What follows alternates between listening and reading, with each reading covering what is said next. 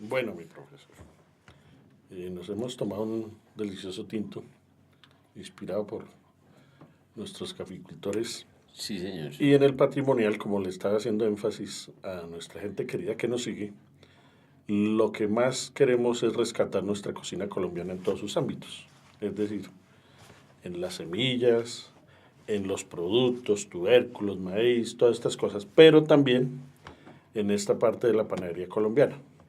Nos estaba contando unas historias muy agradables de su vida, de cómo soñaba con ser un gran panadero que hoy tenemos además. Y ahora sí vamos a entrar un poco más en materia sobre la parte de los panes en Colombia. Cuéntenos algo y vamos hablando, profesor. Bueno, la verdad, profesor, es que había sentido una nostalgia muy grande de percibir que algunas de nuestras costumbres, algunas de nuestras raíces se tendieran a perder.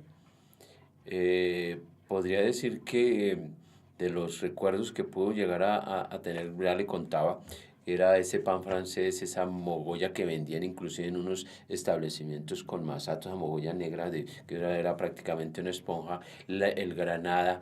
Después ya con el tiempo entonces vine encontrando que el pan crema, pan crema, que no es otra cosa que un pan muy aliñado, que esa es la otra característica de nuestros productos. Sí. Nosotros nos distinguimos no solamente por ser tropicales, sino que ser tropicales implica que nosotros tenemos unos niveles de azúcar y mantequillas, margarinas y huevos, que es lo que le denominan panes aliñados.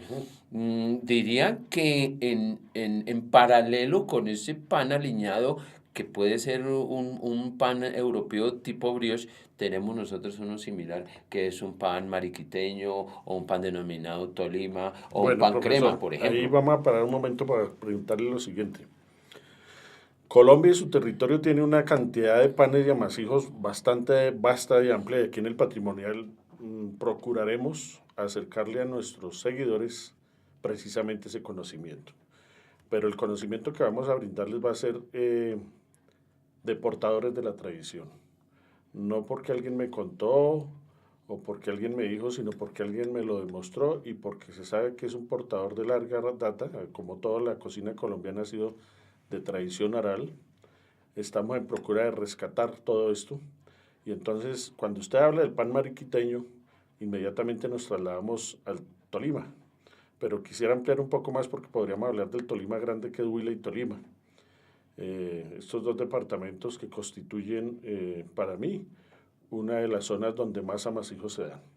Y ese pan mariquiteño que es tan famoso puede ser un ejemplo vivo de lo que representan los amasijos en Colombia y en esta zona, pero además el gran desarrollo que ha tenido la panadería colombiana en este sector y los panaderos que han sido muy famosos, los de este sector. ¿Cómo ve usted lo del pan mariquiteño? Hablemos un poquito de ese pan que es tan delicioso. Mm, Yo diría que a medida que pasa el tiempo, las tradiciones corren más riesgos Ujú. de perderse, de ser ignoradas. Sin embargo, como en muchas de las situaciones que involucran no solamente más hijos, sino todo lo que sea productos de panadería, tienen que ver más con que no han sido vendidos en el buen sentido de la palabra, desde el punto de vista de lo que no solamente me aporta como la tradición, sino lo que me puede aportar a mí como consumidor como beneficio metabólico, porque es que la cuestión es que sí, sabemos que nuestros productos tienen unos altos niveles de grasa, de huevos, De azúcar. de azúcares, eso es cierto, pero es que también nadie ha dicho, mire que la harina de trigo tiene tales beneficios, la misma fermentación, todo lo que me aporta desde el punto de vista metabólico. Entonces yo no veo que haya alguna, digamos, que haya alguna situación que pueda ser contraproducente, que si en últimas usted termina, hay un dicho viejo que dice que todo exceso es malo, pero Claro, también nosotros podríamos estar cayendo en el exceso de olvidar nuestros productos tradicionales y eso sí sería perverso más bien, claro. diría yo. Entonces, ese tipo de panes aliñados, la verdad es que representan unos beneficios metabólicos muy grandes que no se han vendido. En esos panes podemos tener tanto alimentos constituyentes en gran cantidad por proteínas, tenemos vitaminas y también unos alimentos energizantes. Entonces, dígame, ¿qué producto puede ser tan beneficioso? O sea, y más siendo de nuestra raíz. Claro. Mariquita, que queda en el Tolima, un municipio del Tolima, tiene esa tradición muy arraigada porque era paso obligado en la época de la colonia del comercio. Por allí estuvo Simón Bolívar, nuestro libertador, Sí, muchos próceres, pero también estuvieron muchos españoles. Era un punto álgido. Y de ahí el origen de todo este desarrollo panadero. Aún así, hoy se sostiene y sigue gozando de una muy buena fama el pan de allí. ¿Cómo es el pan de hoy en día de Mariquita? se sigue conservando, yo diría que se sigue conservando y es más, diría que casi que viene a ser un bastión que de pronto no se está reproduciendo, porque pues no lo veo en una amplia difusión hacia el interior o hacia otras partes. Se sigue conservando con ese nivel de calidad es más, diría que están evolucionando hacia procesos alimentarios más del siglo XXI, que es muy válido porque de todas maneras todo tiene que evolucionar sin que pierda la originalidad. Pero me da la sensación que están solamente quedándose allá y no hay una forma de reproducirse más hacia el resto del país, porque hace falta que... ¿Cuántos tipos de panes existen en los Santanderes, en el viejo, en el Tolima Grande, abajo en el sur y en el mismo interior que de pronto no se están reproduciendo hacia otros sitios? Entonces es un poco, lo veo como un poco como el fenómeno igual. O sea, Claro. sé que el pan mariquiteño es muy, muy bueno en Mariquita, pero no lo veo como reproduciéndose y valdría la pena. En el recorrido que yo hago por mi país frecuentemente, por los pueblos y ciudades, pero sobre todo por los pueblos, que es donde uno más encuentra aún algunas tradiciones, veo con terror y asombro que, por ejemplo, en el caso de la cocina, se encuentran con no sé cómo ni llamarlo, pues, con la amenaza de las comidas rápidas. Eh, Han perdido la tradición muchos restaurantes de muy buena tradición, valga la redundancia, y se han ido acabando y opacando por culpa de las comidas rápidas que vienen de otras latitudes, no precisamente en nuestro país. ¿Cree que a la panadería le esté pasando lo mismo?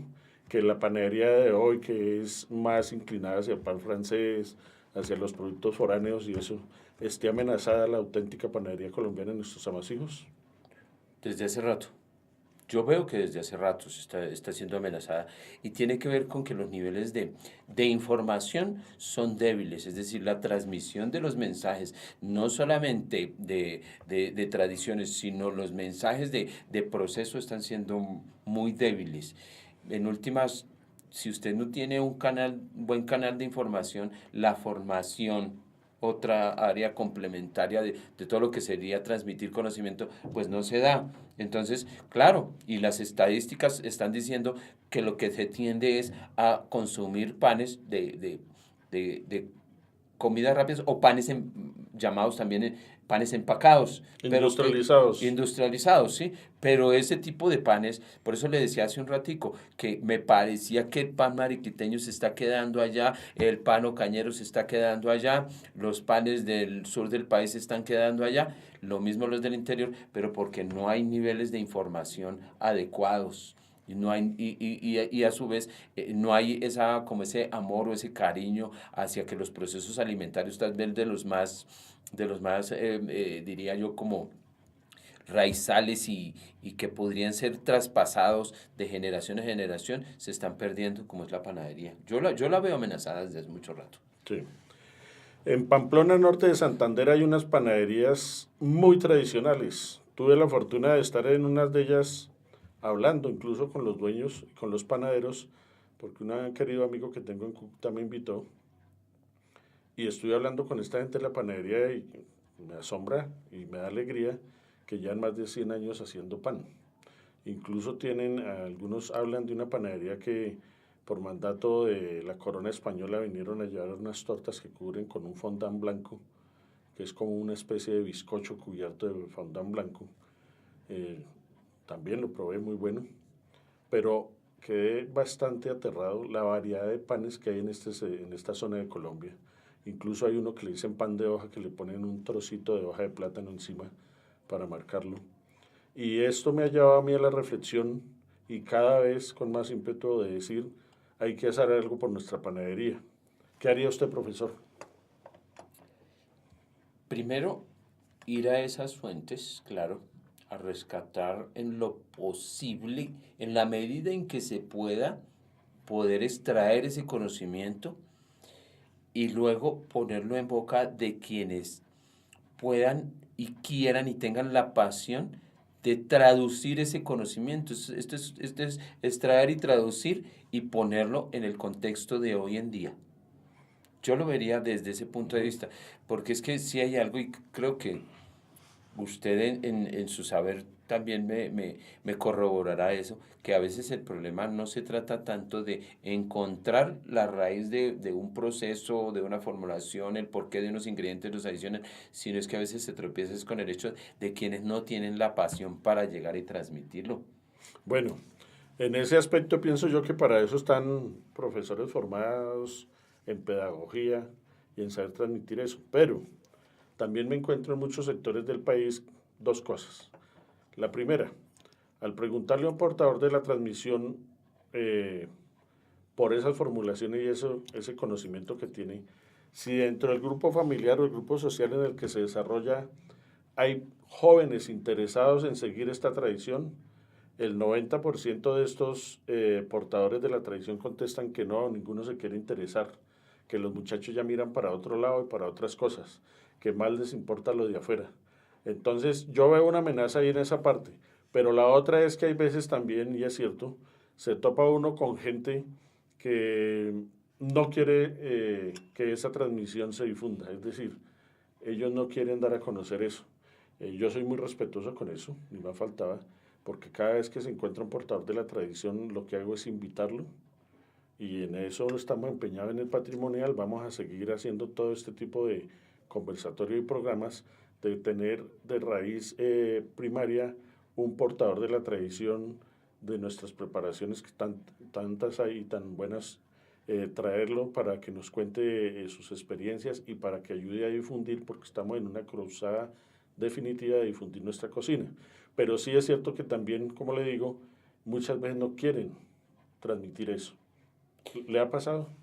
Sí, pasa muy corrientemente, de todas maneras sucede cuando digamos que ese saber no está fundamentado y da un miedo perderlo. Hasta entiendo a quienes sean los portadores, pero entonces frente a eso yo diría que necesitamos quienes tengan un buen saber en la parte técnica, un buen saber en la parte tecnológica, para que no toda la información me la entregue la fuente de esa formulación, por Claro. ejemplo, ¿sí? Sino que pueda yo llegar a través de lo que me diga, inferir otras cosas que no me está diciendo. Ujú. Le pondría un ejemplo. En algún momento tuve alguna inquietud acerca de un producto, un amasijo nuestro, la garulla, y la verdad es que no podía, busqué las fuentes para poderme proveer de la formulación.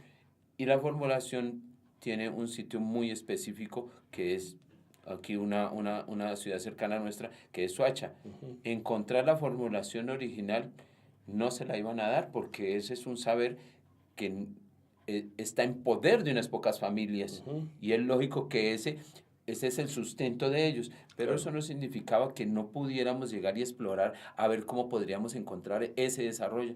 Pues me dediqué a revisar cómo iban las dos partes y creo que logré un buen desarrollo. Por eso les decía, se necesita alguna fundamentación Ujú. y hacer unas pruebas, digamos, es buscar cómo poner cientificidad hacia un saber original que es lógico que no lo quieran transmitir a veces. Claro. El caso de Soacha, que por cierto tuve la fortuna de adelantar una investigación precisamente en la Mojana y la Garulla.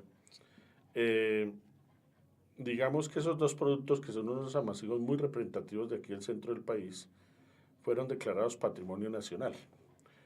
Quiere decir que sí se pueden lograr muchas cosas, Sí. porque al declararse Patrimonio Nacional, el producto queda protegido. Es decir, ese producto deja de estar amenazado. Detrás de eso, pues habrá una historia muy grande que debe traer aquí los portadores de esa tradición. Ya hablé con ellos, vamos a invitarlos también a este espacio para difundir. Eh, Vamos a hablar un poquito de la historia de los amasijos en Colombia. Eh, digamos que Colombia tiene tres vertientes de información y una última que llega más tarde, que son la indígena, la española y la africana. ¿Sí? Más tarde por la costa caribe llega la parte árabe. En ese proceso lo que se va descubriendo es que cuando los españoles llegan acá, lo que conocen de amasijos o de panes hechos por los indígenas eran productos a base de maíz y algunos otros tubérculos como la papa, como el sagú o la chira, Sagú, que es el mismo, sí. eh, con algo de la yuca también. Tenemos el ejemplo del casabe que todavía se trabaja mucho en la costa norte, pues el casabe de yuca dulce y en la parte amazónica que tenemos la yuca brava. En todo caso, los españoles que no les parece de muy buen agrado este pan, deciden traer consigo más tarde el trigo y la cebada y otros cereales.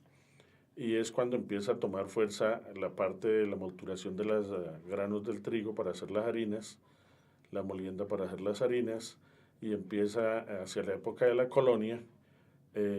Nacen los oficios en Colombia como el del albañil, el del plomero, etcétera, etcétera, y aparece también el panadero.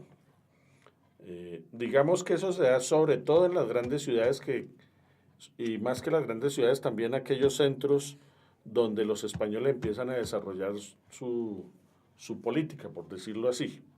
Llámese Popayán, Santa Fe de Bogotá, eh, bueno, hacia Quito, empieza Tunja, que tiene una vasta variedad de panes que, por cierto, hay que investigar porque están desapareciendo. Estas ciudades, que además de eso eran también el poder religioso y político, tienen más accesibilidad aquí a estos productos elaborados con harina de trigo que eran los panes. Yo hace poco tuve la fortuna de estar con usted en el Museo Nacional haciendo un trabajo muy lindo que usted desarrolló un roscón que era el roscón santafereño. Sí, el Se mojicón. acercaba el mojicón, se acercaba un poco a lo que era un ejemplo vivo de la panadería en la época de la colonia. Esa evolución se fue dando y se fueron desplazando algunos productos hechos a base de lo que estaban mencionando, como el maíz, etcétera, etcétera. Pero también es cierto que a los pueblos pequeños y a las pequeñas poblaciones por donde no pasaba el progreso español, por así decirlo, a ellos no había prácticamente accesibilidad del trigo, ni de la harina, mucho menos, que en ese entonces era un producto de lujo, refinada y tal. El hecho es que estos pueblos son los que van más adelante y lo que pasa hoy a sacar la cara por nuestros amasijos porque de alguna manera querían seguir comiendo pan.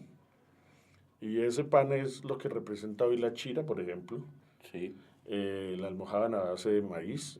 Maíz, tenemos muchas almojábanas porque hay muchas variedades de maíz. Tenemos una gran cantidad de almojábanas. Claro, la yuca, por ejemplo en Nariño tenemos un amasijo muy delicioso a base de yuca. Eh, Estos panes yo veo que la propia identidad no está propiamente aquí en las grandes ciudades como Bogotá, que es de donde estamos, más bien están resguardados y se conservan y ayudan a multiplicarse en esas poblaciones menos frecuentadas por españoles, porque los españoles parecía ser que no les gustaba este tipo de amasijos. ¿Qué me puede contar de eso, además, mi profesor Gilberto? No, profe, nosotros seguimos siendo, de todas maneras, ¿cómo llamaría? Como herederos de esa cultura.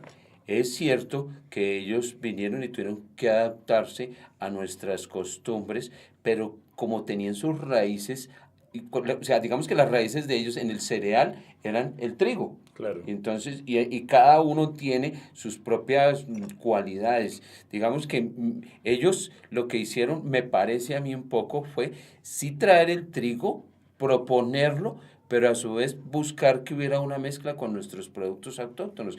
Y de hecho usted podrá encontrar que en algún caso algunas de las almojábanas tienen, que es un caso muy un patente, porcentaje, tiene un porcentaje de trigo y de maíz. Sí, claro. y el queso como tal, porque por eso son productos Sí, se que fueron mantienen. adaptando y hubo una simbiosis Hubo ahí. una simbiosis, Pero digamos correcto. que eso fue más que nada de los lugareños, de los panaderos lugareños que fueron adaptando esos ingredientes y tras prueba y error lograron sacar y refinar esos productos, ¿cierto? Sí, sí, sí.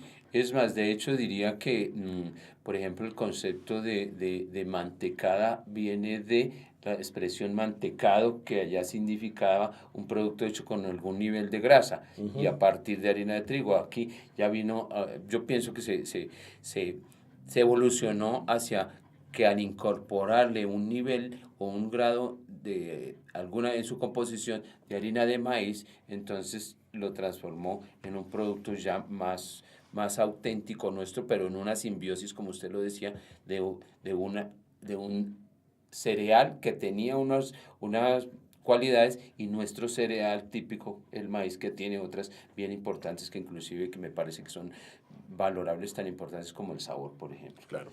En nuestra historia panadera, que está sin explorar, eh, nuestros próceres van y se educan a Europa. Y la gente de la alta sociedad que tenía recursos iba a Europa a educarse. Eso trae consigo una oleada de conocimientos de muchas áreas, y entre esos la alimentación y la panadería. Fíjese que antes existía mucho el ritual del té, pero después de cierta época empezamos más a mirar el café con la incorporación del café Colombia, ¿cierto? Sí, Y ese ritual incluía incluso colaciones al estilo, era los bizcochitos. casi como una imitación del ritual del té inglés, ¿cierto? Eh, propio de esa sociedad que es la que trae ese conocimiento. Y eso perdura por muchos años. Pero también es cierto que eh, no era fácil traer galletas, ni colaciones, ni panes de Europa. Entonces, por eso hablaba yo en la época de la colonia que nace el oficio del panadero, y esta gente le imprime cierto conocimiento, llámese de transmisión oral o como se llame, a los panaderos que habían aquí y que hacen que la panadería empiece a evolucionar, ¿cierto? Sí, aunque aparentemente lo que sí pudo alcanzar a llegar y pues simplemente porque son productos que no tienen mucho nivel de humedad como para que se dañen fueron las galletas. Las De pronto galletas. lo que eran panes, lo que eran digamos los mantecados, sí, esos no eran fáciles de transportar y esos ya vinieron más por, por sugerencia de la mujer que veo que fue quien primero se metió a elaborar Claro, productos de panadería o pastelería, en ese caso, ese sí, tipo de elaboraciones, ¿no? sí, claro. Entonces, pero sí veo que hubo una propuesta de todas maneras, primero extranjera, y que aquí hubo quienes la asimilaron, y lo veo llegando hasta hoy inclusive. O sea, yo veo que quienes están proponiendo algunas cosas interesantes en el medio, por lo menos en el medio del interior, veo que tienen que ver con algunas raíces europeas. Sí, incluso hoy en día se da que todavía muchas amas de casa hacen galletas, ¿Sí? Por- galletas y colaciones, porque eso estaba muy arraigado ahí, ¿no? Siempre he estado, digamos Sí, que como mm, donde como que se complica un poco la producción panificadora en el global, hablo panificador en el global de todas las áreas, galletería, panadería, sí, pastelería, esas cosas, donde se complica es cuando se hacen panes, porque en el fondo, como se requieren unos niveles de calidad de proteína bajos en el trigo, para hacer galletas no hay tanto problema para elaborarlos con niveles de eficiencia importantes, mientras que necesitamos niveles de proteína más altos en harinas para pan, es por eso que ahí usted encuentra algunas dificultades. claro.